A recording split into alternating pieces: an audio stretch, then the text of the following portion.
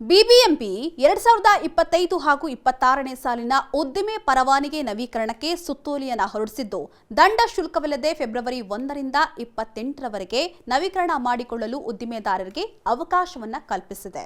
ಹೌದು, ಫೆಬ್ರವರಿ 1 ರಿಂದ 28ರವರೆಗೆ ಯಾವುದೇ ರೀತಿಯಾದಂತಹ ದಂಡವಿಲ್ಲದೆ ಪರವಾನಗಿ ಶುಲ್ಕವನ್ನು ಕಟ್ಟಿಸಿಕೊಳ್ಳಲಾಗುತ್ತಂತೆ. ನಂತರ ಮಾರ್ಚ್ 1 ರಿಂದ 31ರವರೆಗೆ ನವೀಕರಣ ಶುಲ್ಕದ ಶೇಕಡಾ 25% ಕಟ್ಟಿಸಿಕೊಳ್ಳಲಾಗುತ್ತಂತೆ. ನಂತರ ಏಪ್ರಿಲ್ 1 ರಿಂದ ಶೇಕಡಾ 100% ದಂಡದ ಮೊತ್ತದೊಂದಿಗೆ ಪರವಾನಗಿ ಶುಲ್ಕವನ್ನು ಪಾವತಿಸಿಕೊಳ್ಳಲು ಬಿಬಿಎಂಪಿ ಸುತ್ತೋಲೆಯನ್ನು ಹೊರಡಿಸಿದೆ.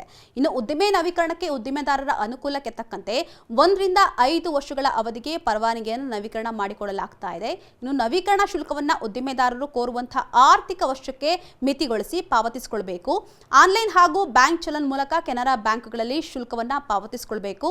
ಇನ್ನು ಪರವಾನಗಿ ನವೀಕರಣ ಪ್ರಕ್ರಿಯೆಯನ್ನು ಸಂಪೂರ್ಣವಾಗಿ ಆನ್ಲೈನ್ ಮುಖಾಂತರವೇ ಕೈಗೊಳ್ಳಬೇಕು ಅಂತ ನಿರ್ದೇಶನ ಕೂಡ ಕೊಡಲಾಗಿದೆ.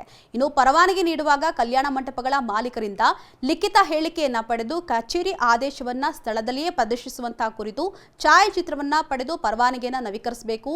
ಇನ್ನು ಹೋಟೆಲ್, ರೆಸ್ಟೋರೆಂಟ್ ಹಾಗೂ ಆಹಾರ ಪೂರೈಸುವಂತಹ ಉದ್ದಿಮೆಗಳು ಕಡ್ಡಾಯವಾಗಿ ಪ್ಲಾಸ್ಟಿಕ್ ನಿಷೇಧ ನಿಯಮವನ್ನು ಪಾಲಿಸ್ತಾ ಇರುವ ಬಗ್ಗೆ ಲಿಖಿತ ಹೇಳಿಕೆಯನ್ನು ಪಡ್ಕೊಳ್ಬೇಕು.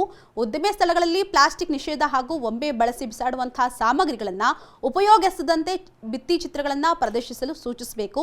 ಹಸಿ ತ್ಯಾಜ್ಯಕ್ಕೆ ಹಸಿರು, ಒಣ ಕಸಕ್ಕೆ ನೀಲಿ ಬಣ್ಣದ ಪ್ರತ್ಯೇಕ ಕಸದ ಬುಟ್ಟಿಗಳನ್ನು ಇಟ್ಟು ವೈಜ್ಞಾನಿಕವಾಗಿ ವಿಲೇವಾರಿ ಮಾಡಲು ಸೂಚಿಸಲು ತಿಳಿಸಿದ್ದು, ಇಷ್ಟೂ ನಿಯಮಗಳನ್ನು ಪಾಲಿಸಿದರೆ ಮಾತ್ರ ಪರವಾನಗಿಯನ್ನು ನೀಡಲು ಬಿಬಿಎಂಪಿ ತಿಳಿಸಿದೆ.